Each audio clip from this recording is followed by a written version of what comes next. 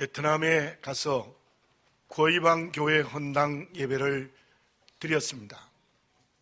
그 다음 날 판시판 정상에 올라갔습니다.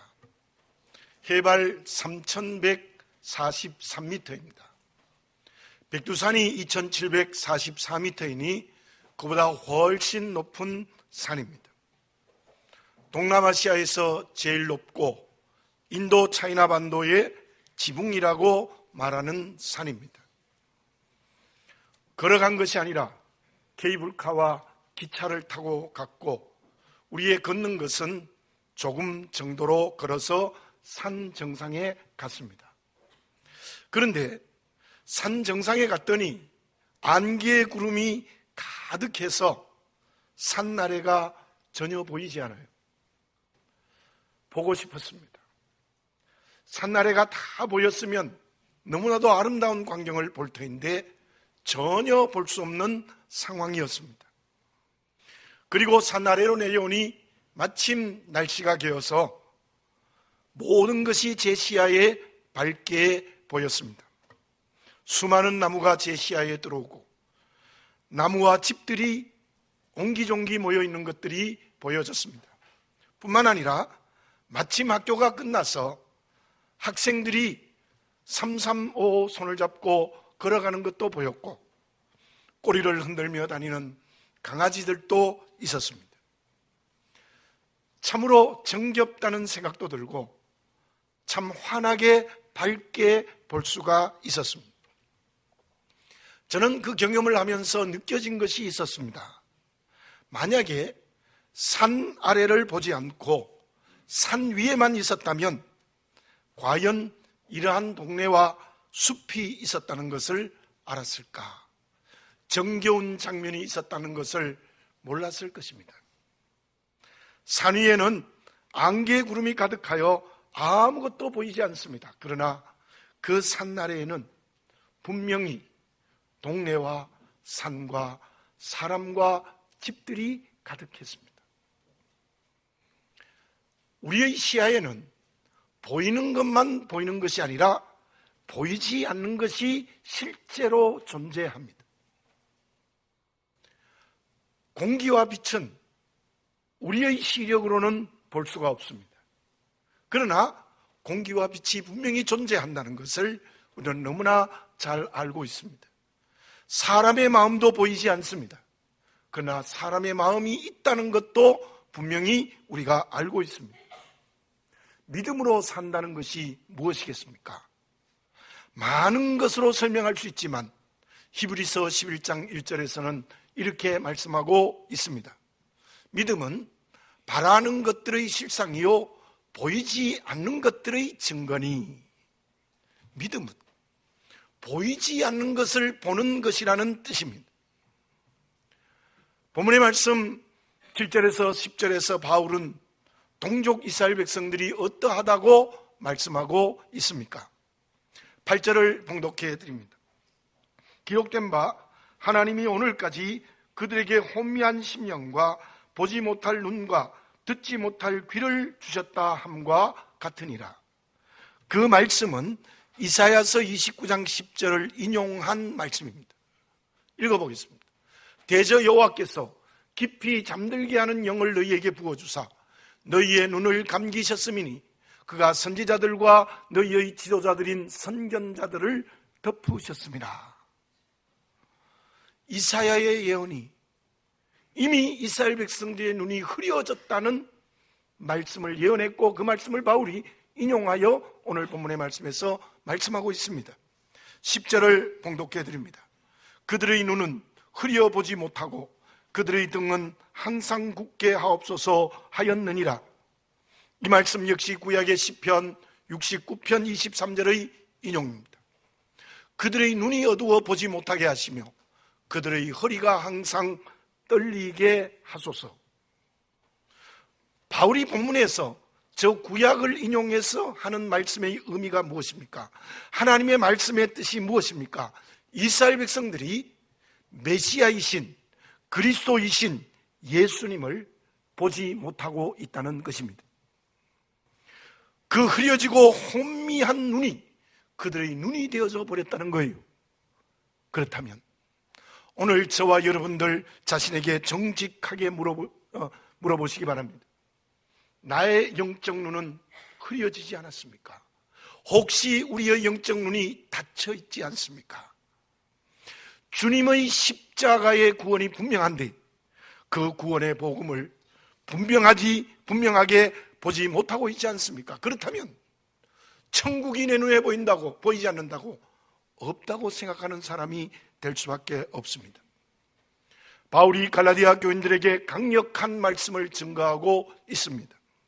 갈라디아서 3장 1절을 우리 다 같이 함께 읽어보겠습니다. 시작.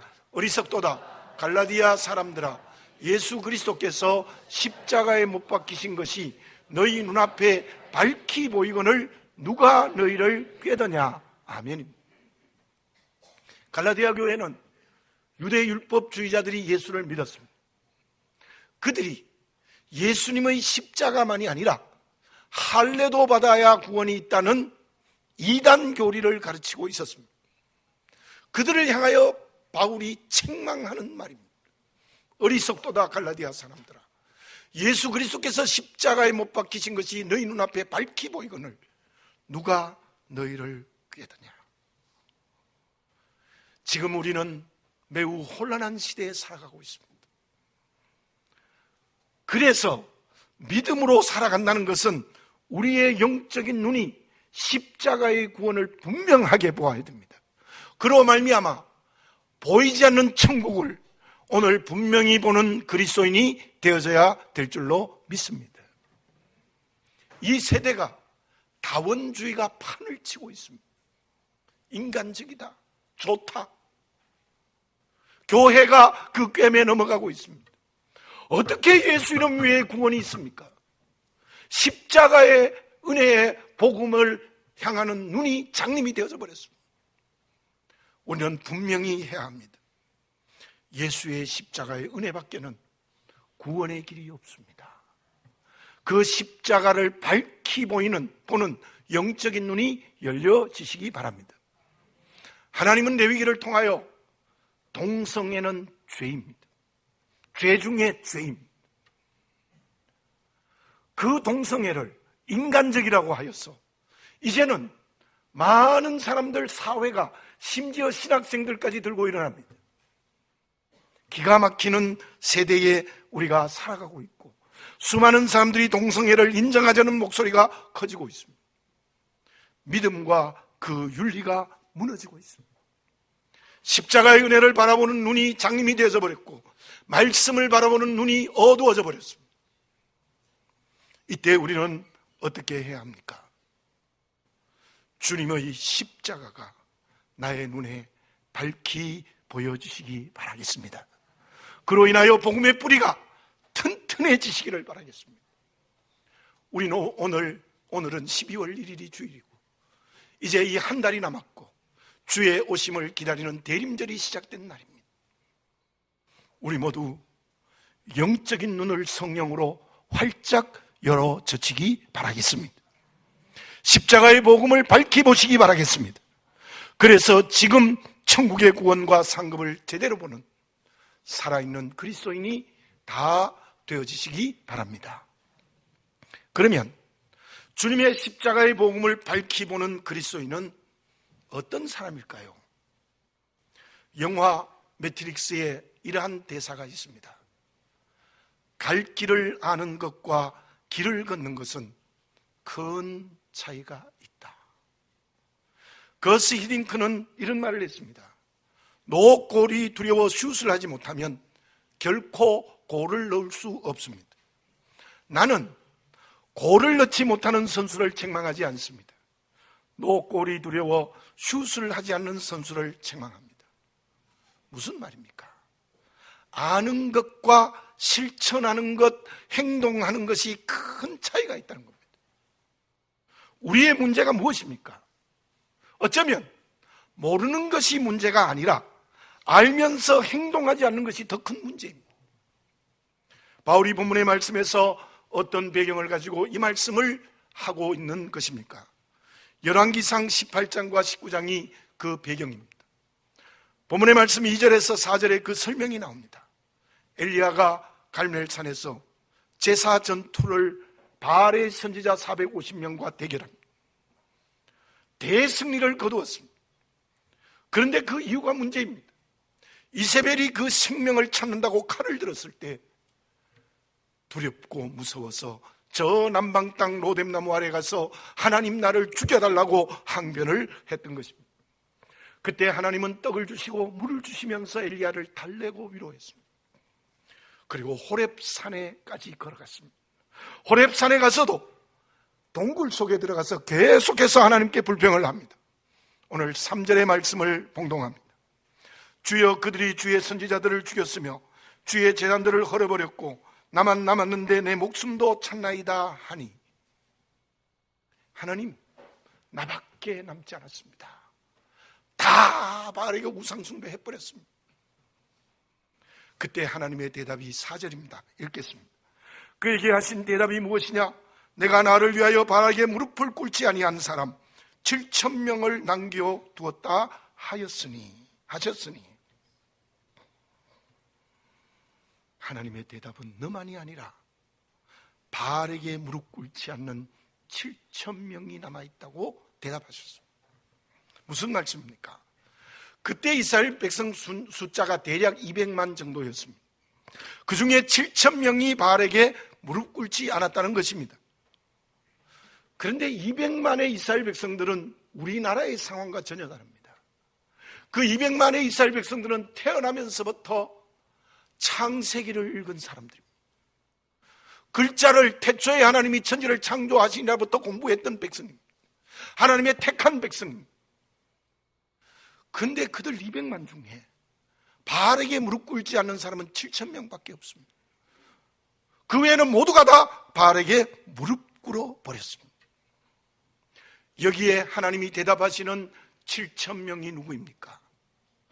길을 알고 그 길을 제대로 걷는 사람들입니다.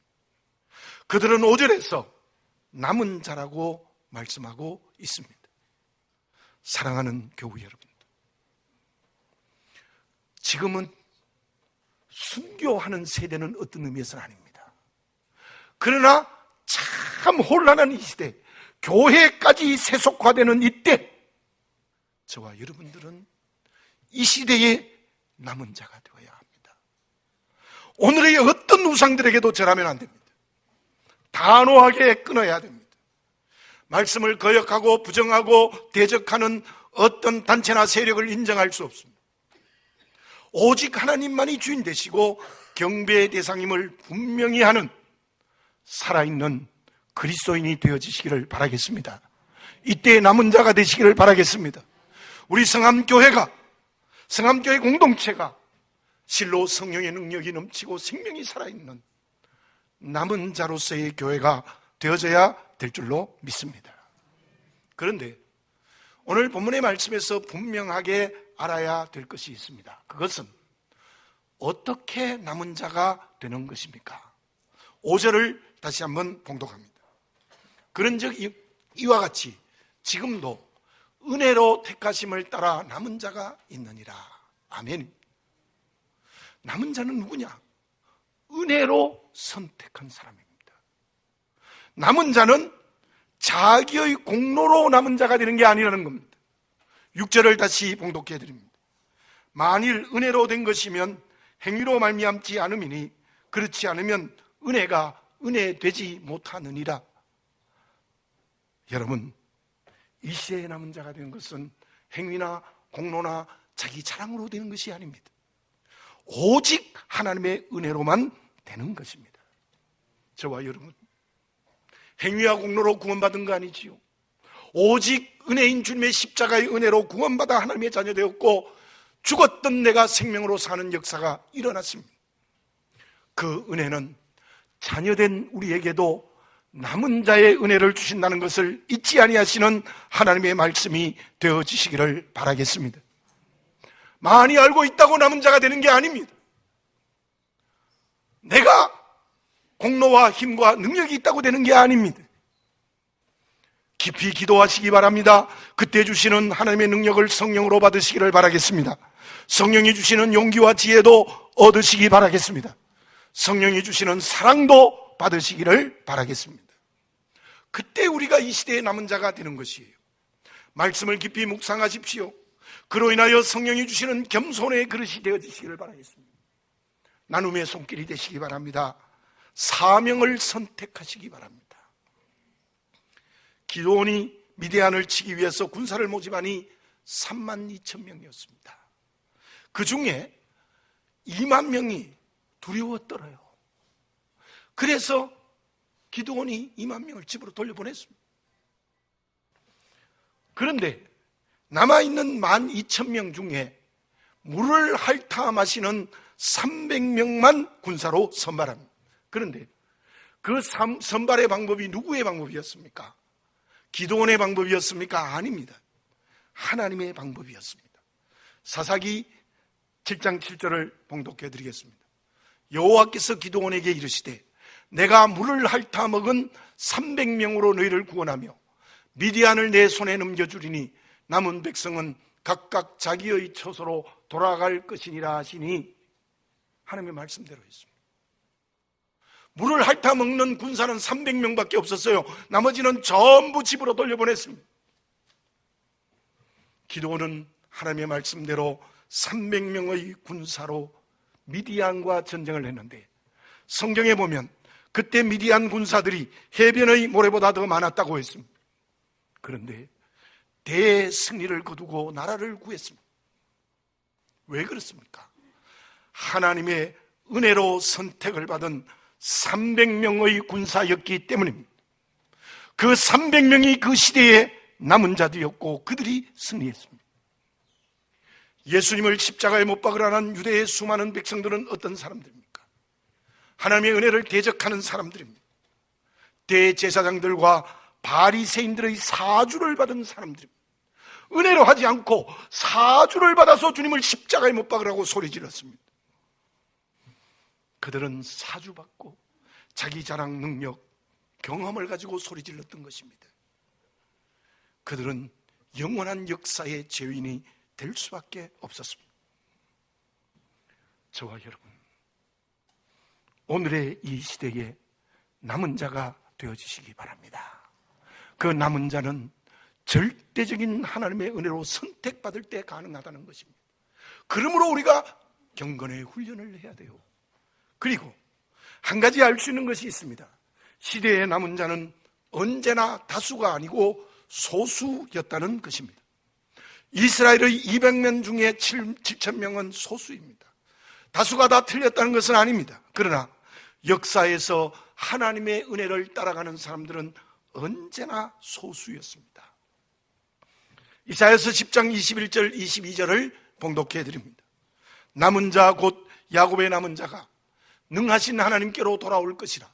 이스라엘이여 내 백성이 바다의 모래 같을지라도 남은 자만 돌아오리니 넘치는 공의로 파멸이 작정되었습니다.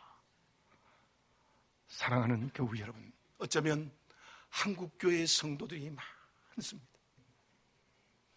그 중에 남은 자는 소수가 아닐까요? 우리들 모두 오늘 이때에 하나님의 은혜로 선택받은 이 시대의 남은 자의 결단을 하는 역사가 성령으로 일어나시기 바랍니다. 그 사람은 반드시 승리합니다. 왜냐하면 성령의 능력이 함께하기 때문입니다. 그러면 그렇게 이 시대에 남은 자는 어떤 사람들입니까? 무엇을 극복하고 무엇을 넘어선 사람들이겠습니까? 증권 거래소에서 일하는 윌리엄은 늘 스트레스에 시달리고 있었어요. 그래서 얼굴은 점점 굳어가고 마음은 답답해졌습니다. 그러던 어느 날 데일 카네기의 강연을 듣고 실천해 보기로 결정을 했어요. 그것은 일주일 동안 만나는 사람들에게 미소 짓는 것입니다. 결혼한 지 18년이 되었습니다. 아내와의 대화가 없어졌습니다. 하루에 20마디도 하지 않았습니다. 언제나 심각하고 화난 얼굴만 보여줬습니다. 시작한 날 아침이었습니다. 출근하면서 아내에게 밝은 미소를 보여줬습니다. 아내가 너무 당황을 하는 거예요. 한 번도 그런 모습을 보여줬는데 환하게 웃어줬어요. 자기도 모르게 웃어준 겁니다. 그리고 집 밖을 나왔을 때 아파트 경비원에게 미소를 지었더니 화답하며 웃어줍니다. 지하철 직원, 도어맨, 만나는 직원들마다 웃었더니 모두 함께 웃어줍니다. 친구가 말합니다. 자네가 웃어주니 불편했던 자네와의 관계가 회복됐네. 아내와의 관계가 새로워졌습니다. 경쟁하는 사람에게 웃었습니다. 심지어 원수 같은 상사에게도 웃었습니다. 얼마의 시간이 지나지 않아 모든 사람과의 관계가 좋아졌습니다. 일주일이 아니라 그의 미소는 생활이 되어졌습니다. 그 결과 자신이 먼저 행복해졌습니다. 그리고 하는 일의 수익이 몇 배나 늘어나는 역사가 일어났어요. 그는 말합니다. 미소는 내 인생을 송두리째 바꾸었습니다. 어떤 일을 계속하는 것, 장애와 어려움이 있어도 그 일을 계속 감당하면 결과는 언제나 좋습니다. 우리가 계속해야 할 일은 미소만이 아닙니다.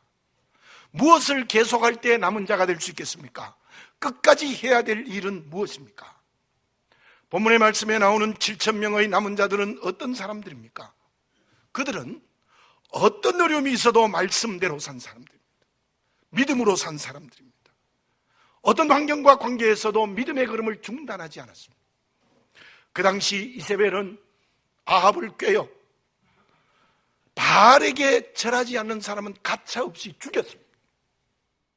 그러니 백성들이 두려워서 바알 우상에게 절한 거죠. 7,000명의 남은 자들은 산속으로 들어갔습니다. 지하에 숨었습니다. 의식주에 문제가 생깁니다. 그래도 우상에게 절하지 않는 믿음을 지켰습니다. 7,000명의 남은 자들은 환난과 핍박을 넘어선 믿음의 그릇들이었습니다. 요한계시록 7장 14절을 읽어보겠습니다. 내가 말하기를 내 주여 당신이 하시나이다 하니 그가 나에게 이르되 이는 큰 환난에서 나오는 자들인데 어린 양의 피에 그 옷을 씻어 희게 하였느니라. 새하늘과 새 땅에서 구원받은 14만 4천의 성도들은 예수 그리스도의 십자가의 피로 죄 씻음을 받은 자들입니다. 그리고 그들은 이 세상의 큰 환난에서 믿음을 지킨 그리스도인이었습니다. 오늘 우리들에게도 예외가 될 수 없습니다. 개인이든지 교회이든지 믿음의 길을 방해하는 환난이 있습니다. 믿음으로 살면 물질의 손해를 볼 수 있습니다. 인격적인 무시를 당할 수 있습니다. 가정의 어려움이 생길 수 있습니다. 불이익을 당합니다. 그럼에도 불구하고 믿음을 지키는 사람이 이 시대에 남은 자들입니다. 더 적극적인 면을 봅시다. 주님이 주신 사명의 길을 가려고 하면 환난이 기다립니다. 주님의 이름을 증거하면 어려움이 생깁니다. 그럼에도 불구하고 그 환난을 넘어서 복음 증거해야 됩니다. 그 사람이 이 시대의 남은 자들입니다. 제가 30대에 대구에서 목회를 했는데요, 그때 이런 경험을 했습니다. 지금은 장로님이시고 그때 집사님이었던 분이 계십니다. 그분이 대구 시내 주황통에 당구 재료 상사를 개업하게 됐어요. 그때 그분의 나이가 30대 중반쯤 됐으니 아주 젊었고 제가 그분보다 2살 많습니다. 제가 가서 계엄 예배를 드렸습니다. 예배가 끝난 후에 그 집사님이 제게 이렇게 말을 했어요. 목사님, 주일 예배는 빠지지 않겠습니다. 그러나 가게의 문은 닫을 수 없습니다. 당구장의 공사가 주로 주일에 이루어지기 때문에 공사를 하지 않으면 저희들이 먹고 살 수도 없고 그리고 가게를 운영할 수 없습니다. 제가 솔직하게 말을 했어요. 여러분들 그 당시만 해도요, 대부분의 가게들이 주일날 다 문 열었어요. 지금은 많이 문 닫지 않습니까? 그때는 대부분 다 문을 열었어요. 문을 닫았어요. 열었어요. 예. 그런데 열고 닫는 게 왜 헷갈릴까요? 예. 그런데 제가 말을 했어요. 그분하고 관계가 좋았기 때문에. 집사님, 주일 문을 닫읍시다. 하나님이 채워주실 겁니다. 제가 철이 없어서 그랬는지 정말 용기가 있어서 그랬는지 그 이야기를 했더니 그 집사님이 제 말에 순종했어요. 그분은 아주 신실하세요. 성실하십니다. 결과는 물질의 축복을 많이 받았습니다. 물론 중간에 어려움이 있었지만 그 어려움을 넘어서서 결국은 사람들에게 성실함이 들어가니까 사람들이 전부 이 집에 와서 월요일 날 계약해 주는 거예요. 기다렸다가 지금은 다른 사업을 계속해서 물질의 큰 축복을 받았습니다. 제 동생이 거기에 안수집사인데 이야기를 들어보면 그 장로님이 교회의 헌금을 제일 많이 합니다. 그만큼 물질의 축복을 받았다는 거예요.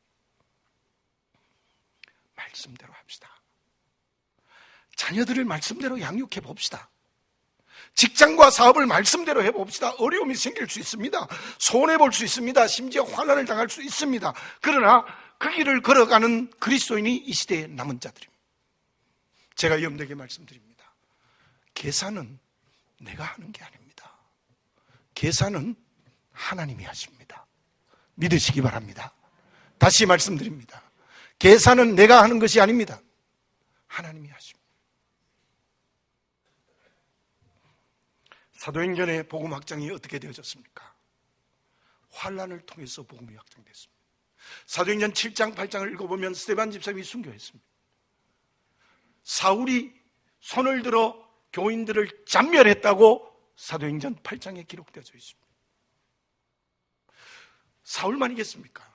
유대인들을 통하여 교회가 큰 환난이 생겼습니다. 계속 예루살렘 교회에 출석하면 죽음을 당할 수도 있습니다. 그래서 도망친 거예요. 갈릴리로, 사마리아로, 유대로 도망친 자리에 교회가 세워지는 역사가 일어났어요. 도망친 저 이방의 안디옥 교회가 세워져서 세계 최초로 선교사를 파송하는 놀라운 역사가 일어났어요. 어린아이도 한 번 아프면 성장하죠. 하나님의 섭리입니다. 사도행전뿐입니까? 우리 세계교회의 역사를 다 보면 복음이 확장된 것은 분명히 환난을 통해서 이루어졌습니다. 여러분들 우리나라 교회가 어떻게 이렇게 성장했습니까? 학자들이 다 인정합니다. 우리 일제시대 때 기독교인이 20만 정도. 그들 중에 소수가 남은 자였습니다. 천황 숭배하지 않습니다. 그 때문에 감옥에 들어갑니다. 그 때문에 순교합니다. 그 순교들의 핏자국 위에 한국교회가 이렇게 세워졌다는 것 누구도 다 인정합니다. 그리스도인은 환난을 넘었어야 됩니다. 극복해야 됩니다. 그래야 이 시대의 남은 자가 될 수 있습니다. 예수님께서는 마태복음 5장에서 8가지의 복을 말씀하셨는데 8번째 복이 최고로 큰 복입니다. 마태복음 5장 10절에서 12절을 우리 함께 읽어봅시다. 생각하며 읽어봅시다. 시작. 의를 위하여 박해를 받는 자는 복이 있나니 천국이 그들의 것임이라. 나로 말미암아 너희를 욕하고 박해하고 거짓으로 너희를 거슬려 모든 악한 말을 할 때에는 너희에게 복이 있나니 기뻐하고 즐거워하라. 하늘에서 너희의 상이 큼이라. 너희 전에 있던 선지자들도 이같이 박해하였느니라. 아멘. 사랑하는 교우 여러분들, 오늘 본문의 엘리야가 하나님 앞에 교만합니다. 나 혼자 우상을 섬기지 않았습니다. 신앙적인 교만이 무섭습니다. 나에게 바리새적인 교만이 없습니까? 이 시대에 남은 자는 먼저 하나님 앞에 겸손해야 됩니다. 그래서 오직 하나님의 은혜를 따라 선택받은 자가 되어야 합니다. 은혜로 선택받아 남은 자가 되었다면 환난을 극복하고 넘어서야 됩니다. 사단이 하는 핍박에서 넘어지면 안 됩니다. 그때 우리는 이 시대의 남은 자가 될 수 있습니다. 그러면 오늘의 남은 자가 되면 어떤 결과가 주어집니까? 본문의 말씀 11절 12절을 제가 다시 봉독해 드립니다. 그러므로 내가 말하노니 그들이 넘어지기까지 실족하였느냐? 그럴 수 없느니라. 그들이 넘어짐으로 구원이 이방인에게 이르러 이스라엘로 시기나게 함이니라. 그들의 넘어짐이 세상의 풍성함이 되며 그들의 실패가 이방인의 풍성함이 되거든 하물며 그들의 충만함이리요. 오늘 읽지 않았습니다만 로마서 11장 25절에서 27절을 제가 다시 읽어보겠습니다. 형제들아, 너희가 스스로 지혜 있다 하면서 이 신비를 너희가 모르기를 내가 원하지 아니하노니 이 신비는 이방인의 충만한 수가 들어오기까지 이스라엘의 더러는 우둔하게 된 것이라. 그리하여 온 이스라엘이 구원을 받으리라 기록된 바, 구원자가 시온의 소사 야곱에게서 경건하지 않는 것들을 돌이키시고 내가 그들의 죄를 없이 할 때에 그들에게 이루어질 내 언약이 이것이라 함과 같으니라. 제가 이 말씀을 풀어서 해석하겠습니다. 이스라엘 백성들이 사명을 감당하지 못해서 이방인들이 예수 믿고 구원받았습니다. 이 예수 믿고 구원받는 이방인들, 즉 우리의 남은 자를 통하여서 열방의 복음이 증거되고 마지막 때에는 이스라엘을 다 구원하게 된다는 뜻입니다. 그렇습니다. 진정 우리가 이 시대의 남은 자가 되면 열방 저 베트남을 복음할 수 있는 역사를 일으켜 주실 줄로 믿습니다. 세계를 구원할 줄 믿습니다. 우리를 통하여 이스라엘 백성도 구원하게 될 줄로 믿습니다. 시편 87편 6절을 읽습니다. 여호와께서 민족을 등록하실 때에는 그 수를 세시며 이 사람이 거기서 났다 하시리로다. 아멘. 저를 따라서 해봅시다. 이 사람이 거기서 났다 하시리로다. 아멘. 보십시오. 하나님이 천국에서 구원받는 사람의 숫자를 셀 때에 이 사람 너 김성 목사 때문에 왔어. 이 사람 어떤 장로 때문에 왔어. 이 사람 어떤 권사 집사 때문에 왔어. 어떤 성도 때문에 왔어. 기가 막히는 축복입니다. 그것은 남은 자들을 통해서 이루어집니다. 천국에서 그 상급이 얼마나 크겠습니까? 그것을 눈을 열어 똑똑히 보는 남은 자가 되는 저와 여러분들이 되어져야 하겠습니다. 나는 지금 하나님의 은혜를 따라 선택된 남은 자입니까? 기도드리겠습니다. 거룩하신 아버지 하나님 감사합니다. 다시 한번 내 자신을 정직하게 보게 하시고 우리가 예수를 믿는 구원의 백성이 될 뿐만 아니라 남은 자가 되게 하옵소서. 하나님의 은혜로 선택받은 남은 자가 되고 어떤 환난이나 핍박과 고난도 넘어서고 극복하는 이 시대의 남은 자가 되게 해 주시옵소서. 그러므로 우리를 통하여 수많은 사람들이 주께 돌아오고 이스라엘도 구원받는 역사를 일으키게 하옵소서. 여호와 하나님께서는 그 남은 자에게 하늘의 큰 상급을 준비하고 계시는 줄 믿습니다.